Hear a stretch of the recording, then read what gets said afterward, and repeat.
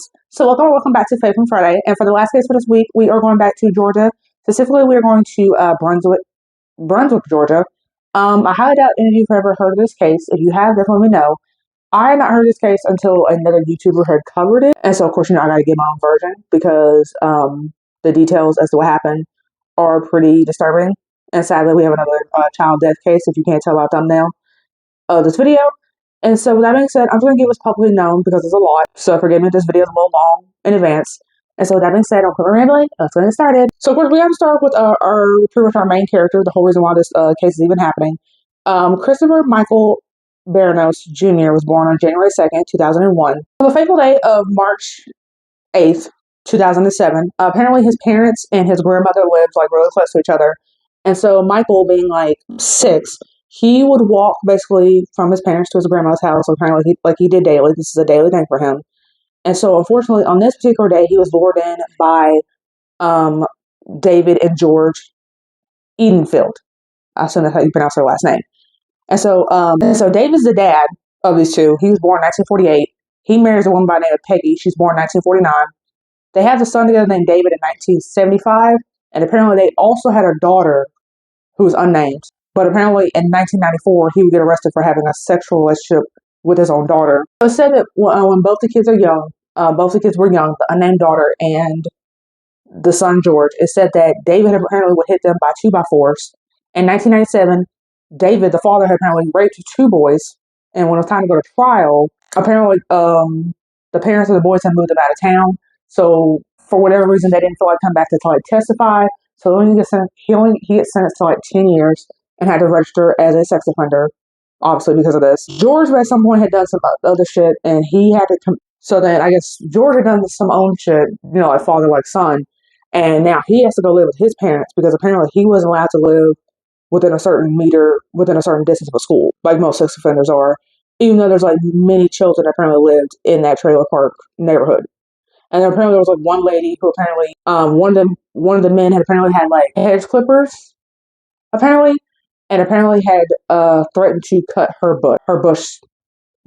lady bush down there.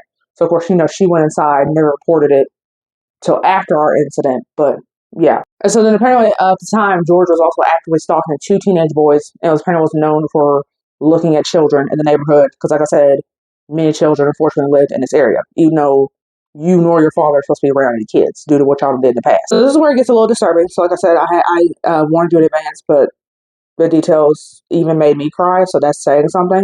So if you are sensitive to child SA money, you know now. It's getting bad.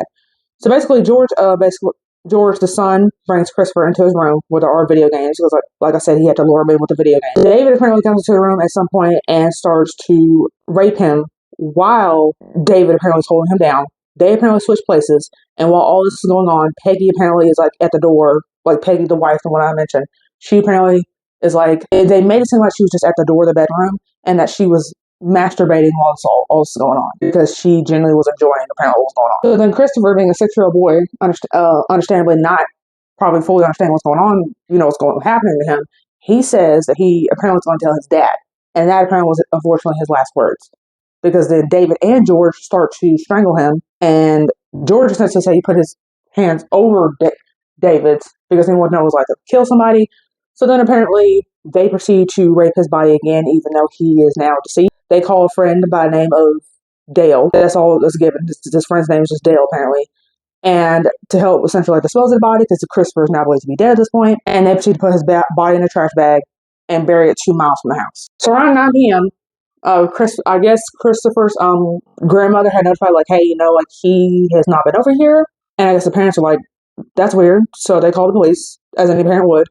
They apparently go out looking for their son, and they proceed to find a lightsaber in the Edenfields' yard, which is kind of a good thing because it kind of let them to the Edenfield house. And apparently they look up, I guess in the blinds of the trailer, I assume, and they see them looking out the trailer. So that's suspicious. So the police come over. They apparently see Donald Dale, apparently the friend that helped hide the body. Apparently they see him trying to hide, which is already suspicious. Then they ask for everybody to come out of the house. And anytime they ask George a question, Peggy or David would answer for him. And there was one source that said that George was not all there. So it's not fair to actually ask somebody a question if they're not all like mentally there. But also one source has said that, so don't take my word on that part. They pull George alone. You know, they're like, hey, this is serious. There's a child that's missing. And George pretty much spills the beans right then and there. Everything that happened. Just like that. So then, of course, he gets taken to the station and arrested. So then a search was done. So then apparently a search would be done for where Christopher's body was. Police go back to the trailer apparently to search for methane gas, because I assume at this point only George confessed. And maybe in his version he had mentioned methane gas, so hence why they were looking for it. Peggy would say that, of course, George and David were both choking Christopher, which is how we got that account. But that George had apparently tried to take his fingerprints off the trash bag that Christopher's body's in. Peggy would give multiple false locations as to where Christopher's body could even be, because I guess, like, if you can't find the body, you can't exactly charge us with anything. So then, of course, she gets arrested. David, the father, he's not arrested till the next day. He gets arrested for obstruction of justice and concealing a death.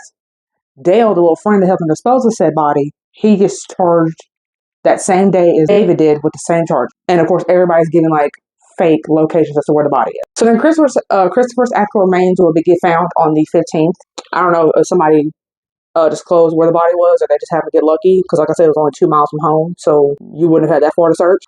David, of course, once the body is found, he winds up admitting that I only helped dispose of the body, I guess to get a lesser charge, but would later wind up confessing to the murder. So Peggy, even though from what we have been told, she did not physically act in the murder, but apparently they were trying to get the death penalty for her. So in order to avoid the death penalty, she agreed to a plea of 6 years. And she was already pretty old when the murder happened, so, you know, she ain't getting out alive. David, pretty much the accomplice, he gets sentenced to 3 years, 3 more months in prison, and 3 more years of probation at a facility for the mentally disabled. George, the son, apparently he was declared incompetent and was sent to an institution. For how long, the rest of his life, did specify, but says he's an institution. And David would actually get sentenced to death. So in 2008, pretty soon after the murder, because like I said, the murder happened in March of 2007, apparently there was a show by the name of General Hospital, which was very popular back then, but it was General Hospital Night Shift, and apparently in that episode, there was a character who had a son that apparently he had abandoned, I guess when he was young, and that son had sent him a letter. The photo that they used of the son apparently was of Christopher. This obviously was done without the family's consent, and I don't know exactly what photo they got of Christopher, but they used his photo. I assume the same photo they used of Christopher in the news when they were reporting his death. So then, of course, the family sues for invasion of privacy, and the episode winds up getting pulled. Yeah. And then in 2012, David apparently had his death penalty like taken off for whatever reason, but in 2013, he gets put right back on. So as of right now, David is still, a whole 12 years later, David is still currently on death row. So yeah, with that being said, that is the case of the Edenfield family. And so like I said, if you knew of them, if you knew of Christopher Jr., if you know how Chris Sr., the father's doing, definitely let me know. And so like I said, that was definitely a lot. And so I apologize if I may have touched some sore spots with any of you, because that definitely went a route I definitely wasn't expecting to take. And so with that being said, I cover fatal females 2 times a week. Subscribe for more fatal females. I'll see you guys next one. Bye. Set me free. But if I lay down and I play dead and I stay dead, baby, you'll get